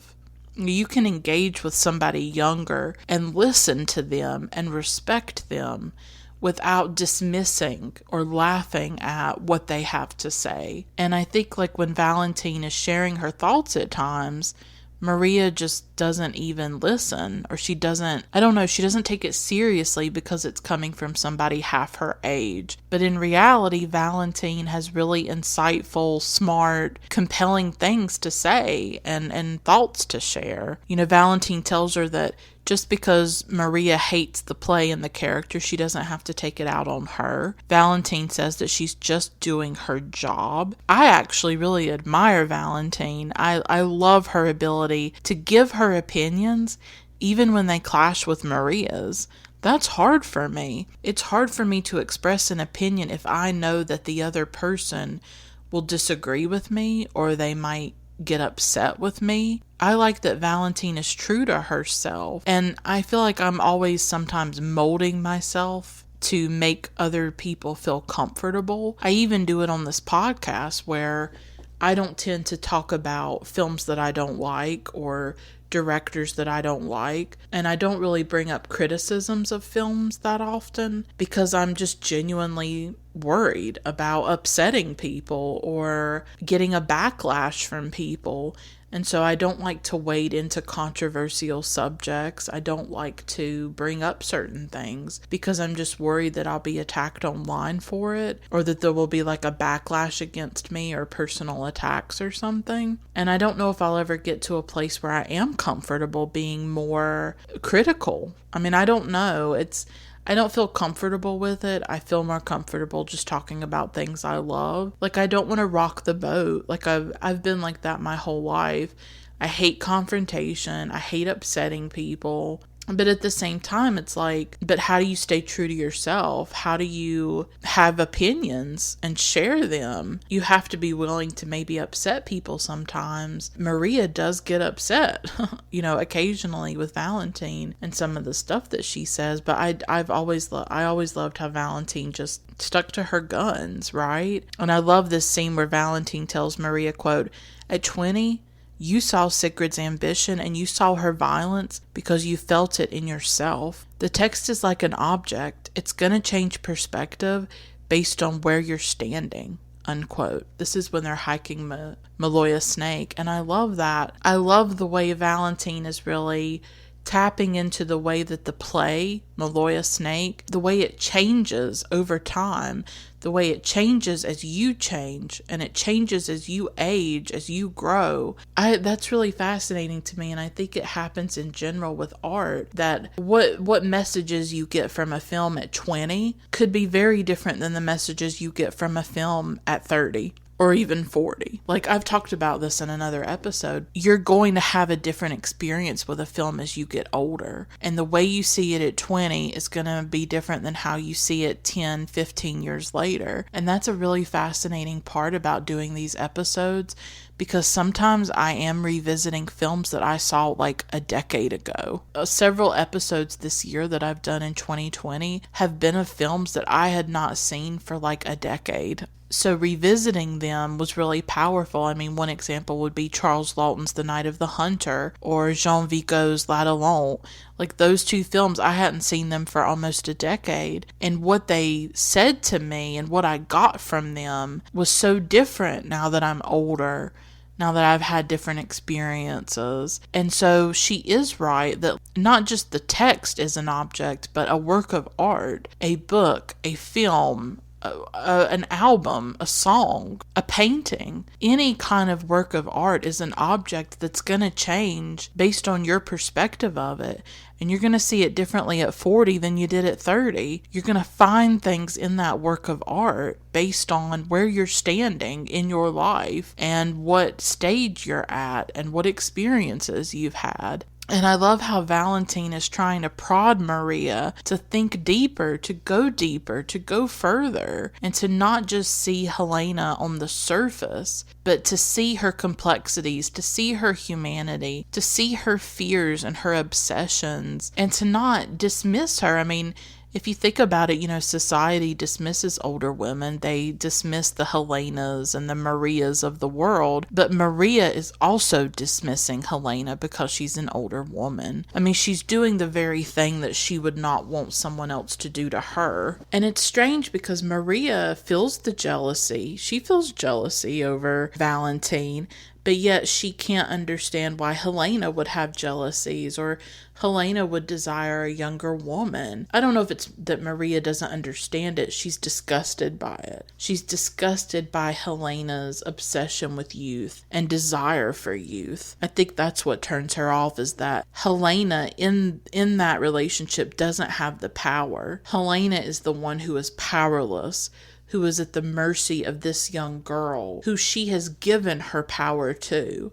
So I think she sees Helena as somebody who has forfeited her power, and that disgusts her. Maria got to play Sigrid. She got to play the powerful one. Now she has to play the powerless one. And I think it reminds her of her powerlessness against the passing of time, her powerlessness against the changing world. I think the internet is an important part of this film. It's almost like a character a little bit. The world around Maria is changing, and she's not changing with it. She's very disconnected from pop culture. She's very out of touch, out of the loop. Like, she didn't even know who Joanne Ellis was, and Joanne's really famous. So social media and the internet are rapidly changing the world too, and Maria can't keep up. And I think she's worried about obsolescence. I think she's worried about oblivion and irrelevance and all of those things that people like Valentine's age are not going to know who Maria Enders is, but they'll know who Joanne Ellis is. And she's powerless to stop that. So Maria is a powerless character in some ways. She doesn't like that. She doesn't like losing her power. I thought it was interesting in an interview that Juliette Binoche said that she herself doesn't worry about aging at all, that it's not something that she worries about or thinks about. It's just not a concern of hers. This is also the scene where Valentine disappears. She just disappears. The way that Helena did, where she's just hiking and she disappears. This is also where Maria sees the Maloya snake. She sees the clouds gathering, but when she turns around, Valentine is gone. And then we see these beautiful scenes of the clouds moving and forming into the Maloya snake. The role of the landscape and nature in this film is beautiful. These are the things that are eternal and unchanging, while we are so impermanent and so transitory against the backdrop of time. And I think that our impermanence, our mortality, is one of the most difficult aspects of the human condition, if not the most difficult, I would argue. And when I saw these scenes of Maria hiking, Maria in nature, in the landscape, often with Valentine too, it reminded me a little bit of Michelangelo Antonioni's La Ventura, which I have an episode about. And there's this scene in that film where the people, they're on this boat and one of the women goes missing, and they go to like this island. It almost looks volcanic. It looks very ancient and barren. They go to this island to search for her, and it's just this massive island, and their bodies are so small against it. And you just feel the smallness of humanity against nature and against the passage of time and all of these things. I kind of felt that with the landscape in this film. You know, the clouds and the mountains and the trees, and these are all just like massive permanent structures, everlasting. And then here are these small, tiny, pitiful humans against that backdrop. So I think it emphasizes or makes you think more about your mortality as well. And I read some interviews with Juliette Binoche, and she talks a bit about aging. Obviously, aging is the primary theme of this film. That's what Maria is struggling with. She's struggling with getting older. Playing Helena is this manifestation of that she is older, that she's 50 years old or close to 50 years old, and she's this defeated, desperate woman obsessed with recapturing her youth, recapturing something that she can't have back. And in an interview, Juliette Binoche said, quote, "But it's certainly something that is not easy. You've got to face it and have the courage to transform, because as you're losing something, as you're aging, you're also gaining something. A lot of the media emphasizes how you can keep young, but we never emphasize how much you gain from experiencing life." Unquote. I just love this. Like, why do we see aging as a loss, as a lack? I really wish that we could see it differently, that we could see aging as something more positive, as not a lack, not a loss, but as you are acquiring something, you are gaining something, you're gaining experience, you're gaining, a lot of women, and I talk about this in my opening night episode too. Again, I think if you love this film and you've not seen opening night, you would find it compelling, I think. It's a more emotional film. It's a woman having more of a breakdown and a break with reality than in Clouds of Sils Maria. But it's my favorite John Cassavetes film, opening night. Why do we see it as a loss, as a lack? Why do we not see it as you're gaining something, as your life is enriching? And a lot of women talk about how as they get older, they feel more liberated. They feel more free. Their life doesn't revolve as much around men and the male gaze and satisfying what men want them to do. A lot of women do talk about, like in their 30s and 40s, how they feel more confident in themselves. They feel more comfortable in their own skin. They know what they want. They feel more ambitious because they have experience and they have knowledge and they've grown. And so I think there's also a way that we could talk about age. Yeah, I mean, we should obviously acknowledge that it's scary to age, that it comes with thoughts of your own mortality and all of that. And that's something I've struggled with since turning 30, is it just sort of brought home to me, wow, I've been on this earth 30 years and what do I have to show for it? What have I done? I started to just get really scared about like wasting time and watching life pass me by and watching time pass. And it's been difficult. It's been a little bit overwhelming, to see all of that. I'm trying not to let it be a negative, right? Like, I've made it to 31. I've been through a lot in my life, and sometimes I didn't know if I would make it to 30. I didn't know how I would survive. So, I mean, some pretty amazing things have happened to me, with this podcast pretty much. This podcast is really the only good thing in my life right now. I do feel like as I've gotten older, I've gotten more confidence. And I think if you listen to an early episode of this podcast, I am truly a different person than I was 4 years ago when I started this, that I have more confidence in my opinions, that I speak more clearly, and I have more of a voice, right? I think my voice is way more confident and way more assertive and just stronger. I just feel like I have a voice and I'm not afraid to use it, and I'm not afraid to share my opinions about films. Yes, I will not share my negative ones, but I will share my positive ones.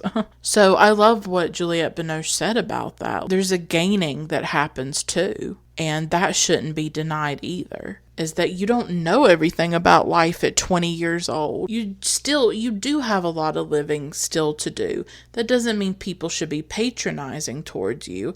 Doesn't mean people should be dismissive or laugh at you when you share your feelings and your struggles, right? But I think we can acknowledge that at 20 years old, you haven't experienced everything. There's still more of life for you to live, and you don't know everything. Just like at 30, you don't know everything. At 40, you don't know everything. We're all still growing. We're all still learning. One of the central things of the film is just Maria's inability to handle the passing of time. And I understand that. She wants to be Sigrid, but she has to be Helena. Valentine wants her to accept that she is Helena. But of course, Valentine is still young. And she doesn't know what it's like to be in the shoes of Maria, to be older, to have half your life behind you. So it's easy to judge Maria or to see her as vain, but I think she's deeply disturbed by the passage of time. She can't comprehend it, and I don't think she can accept it. I think it's okay to let her have that fear. And to let her struggle with it. And sometimes Valentine doesn't have as much compassion, right, as she could. There's that scene in the film where you can't have the well-rounded career that you have and still want the privileges of youth. Remember when she says that? And then Maria's like really shocked by it and kind of upset to hear that. It's sort of a tense scene between the two of them where Maria feels a little bit attacked by that and kind of like, so I don't have the right to want to be younger? You, at 24 or whatever, your early 20s, you're going to tell me that I don't have the right to want to be younger.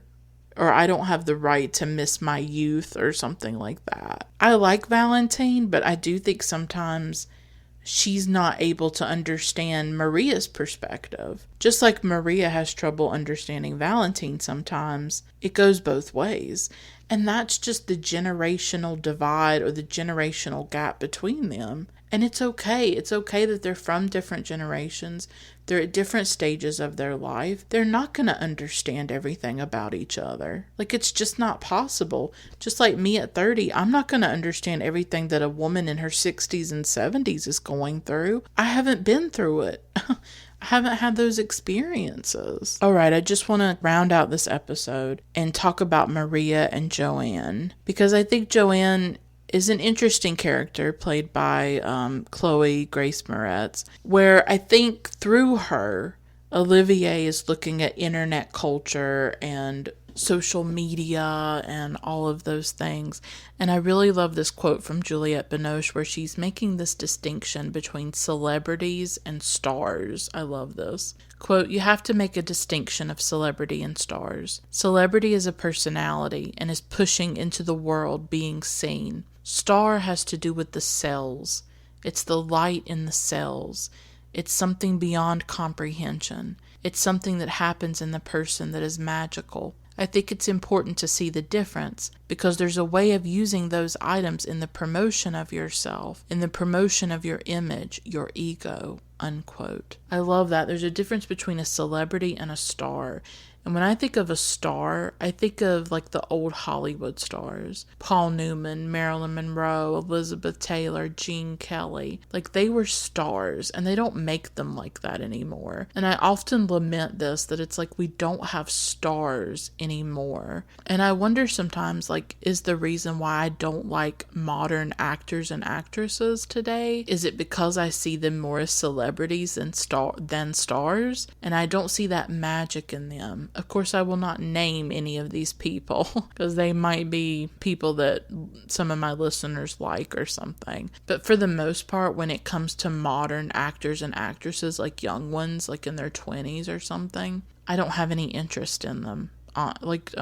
Really, there's not many that I like at all, and I don't think they're that talented, and I'm not really impressed by them. And I do think that it's because they're more part of celebrity culture, and they're not really stars. They don't make Julia Roberts type actresses anymore. To me, Julia Roberts in the 1990s was just perfection. Like, I love everything about her.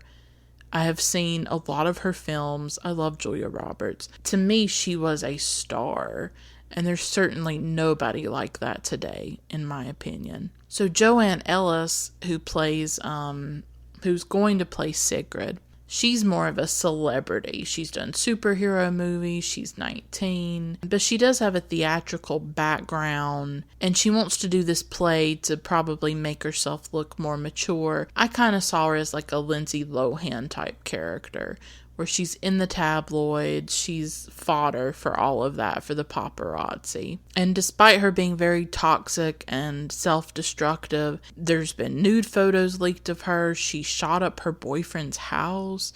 She's been to rehab so that she wouldn't have to go to jail. Despite all of this, Valentine really admires her and says she's like brave enough to be herself. I mean, I'm not sure I agree with glorifying or romanticizing very troubled and self-destructive behavior. I think there can be a danger in that. And Maria doesn't see what's so great about it either. Valentine happens to admire her. That's another thing that Maria's sort of jealous of. And it's fascinating in the film how Maria looks up things about Joanne through Google and through the internet. She finds pictures of her, she finds videos of her. That's primarily how she gets to know Joanne at first. It's just that whole internet, social media culture that even 6 years later, 6 years after the film was made, is still really relevant. The world that is depicted in the film has become even more our reality. Celebrity news,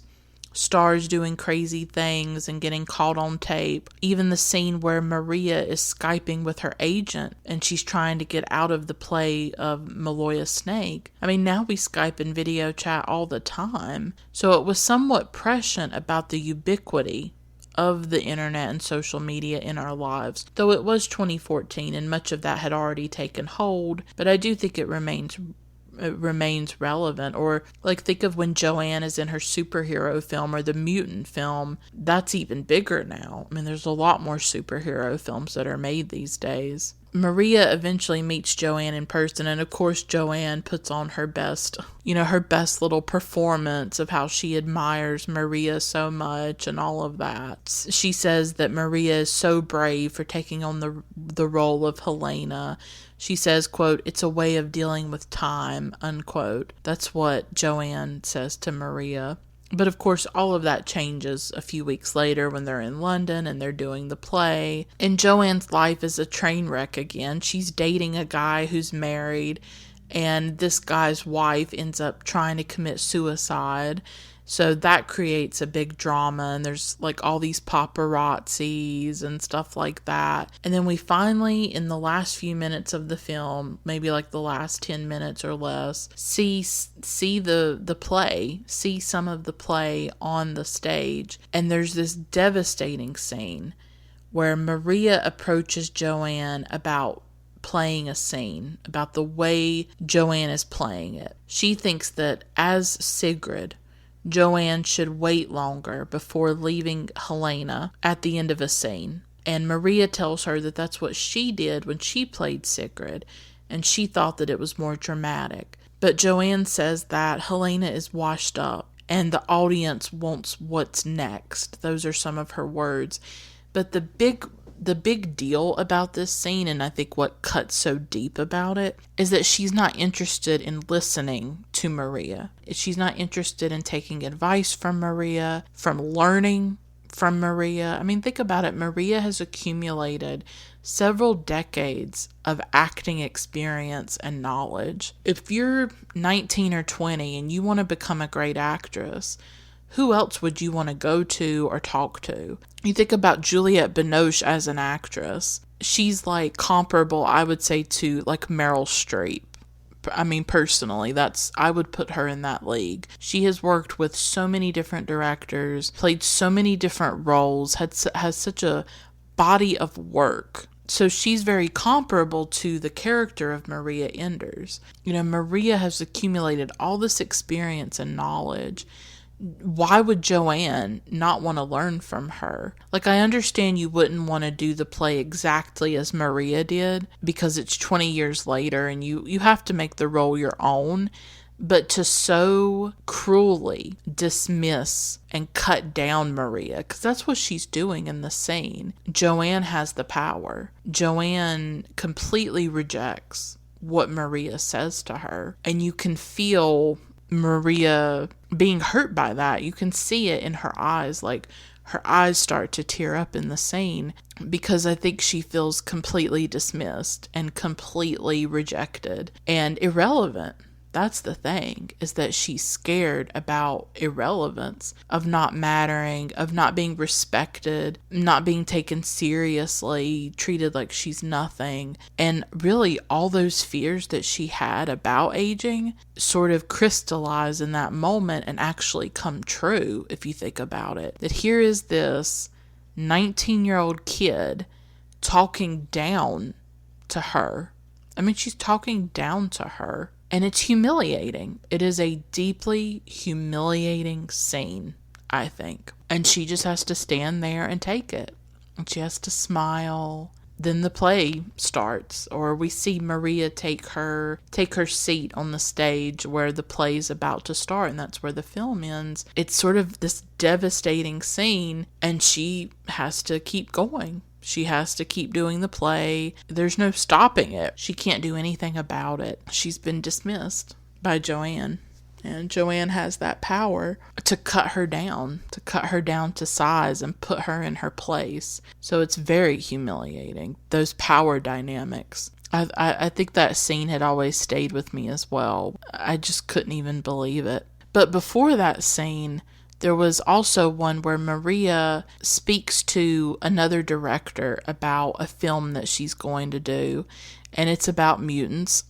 Maria suggests Joanne to him, thinking that the character should be played by a younger actress, thinking that the youth of Joanne would be an asset, but the director isn't interested in that celebrity culture or internet gossip, even though he's part of that generation and he's young himself. He says that for his film, he imagines this character to be beyond age, beyond time. I think that's fascinating, and Olivier in an interview said that this scene is supposed to show us that Maria can leave behind Helena.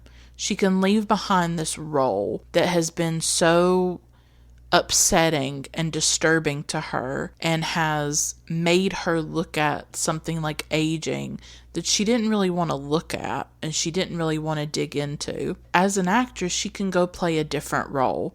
That there's this role of Helena for now, but she can close the chapter on that once the play's over, and she can go and play this other character that has nothing to do with aging. And she can just be herself, right?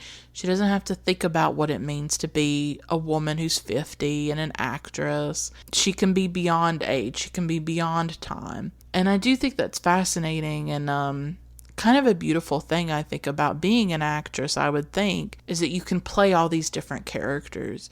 You can be all these different people, and through those characters, you can explore these different emotions and subjects and experiences. That's the great thing about art, is the way that it activates our imagination. It activates our mind and our body and our heart and our soul. and we can just explore it. Just me doing this episode, I've gotten to talk about so many issues and about aging and the passing of time. Like, I just want to be honest that I absolutely struggle with the passing of time. It is something that I struggle with constantly. I am a deeply nostalgic person. I mean, just today I was listening to my playlist that I have of music from the 1990s because that is my favorite music that I love to listen to. Like, I was listening to some Natalie Merchant and some Mary J. Blige, just all kinds of amazing people from the 1990s. I love all genres from the 1990s. I listen to all kinds of stuff. Like, I get really frozen in my nostalgia. I know that it's not necessarily the best thing to stay locked in the past and to not be able to progress and not be able to accept life as it is now. It's like, I want to go back to when I was a teenager. I want to go back to like that girl I was, before my father died, before I lost so much. Like, I ache to go back to that. Like, it's unbearable to me that I can't go back to it. It's unbearable to me that the past is really gone. It's unbearable to me that time does pass and that everything is passing. I can't stop it, and I don't have control over it, and there's nothing I can do about it. It terrifies me. And so while I understand that Maria is combative about this character, I just have a lot of sympathy and compassion for her, that she's struggling with it and that she's scared and that she's worried. And doesn't mean that she should be worried. I mean, she's a respected actress. She gets to play amazing roles. Does she have a lot to fear necessarily? Maybe not. Even very famous women, they can become invisible as they get older. I think it's a valid fear she has, but she has to find a way to move past it. She has to find a way to let go of the past because she can't recapture her youth. She can't go back to 18 when she played Sigrid. And would she really want to? Would she really want to go back to 18? She has a well-respected life and a well-rounded life, the way Valentine put it. And that's something. She has awards and accolades and a career. So she has the good, she has the bad. Aging is scary and it is hard. And I still don't know how to deal with the passing of time. I don't know how to deal with mortality and impermanence. And I don't know. I can't put it into words, but it's something that I have really struggled with. I know that I have to move past this. I know that I have to let go of my youth, and I know that I have the memories of it, that I'll never be able to go back to it and relive it. I'll never be able to recapture it. Like, it's over and it's gone. Like, my childhood is over. My youth is over, I feel like, in a lot of ways, and I don't know how to deal with it. I don't know how to cope with it. So I think I'm like deeply sympathetic to a character like this, or a character like Myrtle in Opening Night, where they're confronting these questions. They're confronting the passage of time. They're confronting aging and what that means for their careers and their sense of self and who they are and who they don't want to be.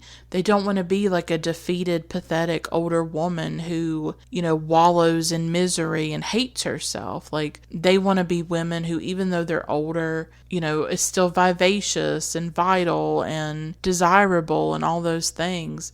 And Maria's like that. She doesn't want to be like washed up. She doesn't want to be invisible. She doesn't want to be desperate and jealous and bitter and angry the way Helena is. She wants to be better than that, above that. But as we see in the scene with Joanne, as powerful as Maria still is, and well respected and venerated and has a career most people would envy, even she can get put in her place by somebody else, by a younger woman. It can hurt and it can sting. So it can happen to anybody. Yeah, for me, the heart of the film is about aging, the passage of time, very complicated, tangled relationships between women. It's a rich film. There's a lot to explore there. And I really loved when Kristen Stewart in an interview said that when it comes to Valentine, she likes to imagine that Valentine sneaks into the theater on opening night of the play, of the Maloya Snake play at the end of the film, and sees Maria in the role. And I kind of love that idea. I love imagining that Valentine shows up and watches it. I will stop here.